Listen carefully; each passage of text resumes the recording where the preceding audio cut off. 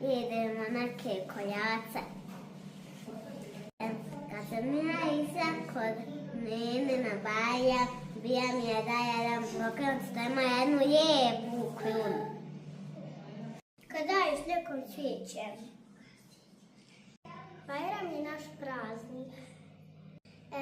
Za Bajram se ide u džamiju, ide se nanama i didama, tetkama i amidžama. Moja mama mi za Bajram obuče kravatu i odijelo. Kad je Bajram najviše nam dolaze gosti. Kad neđe odem s mamom i babu. Pa za Bajram se daju pare djecama, dobijaju se pokloni i tako.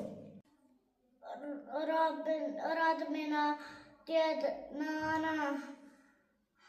Dođe rodica i drugarice kad se mi idemo igrati. Ja najviše volim kući jest baklavu. Napravi kolače, očisti, usisa, pomete, obriše prozore. Kad je Bajram, jede se hurmašice i pospremaju se kuće. Bajram ona sve posprema i pravi baklavu i lijepo sve sredi. Ja volim bambino.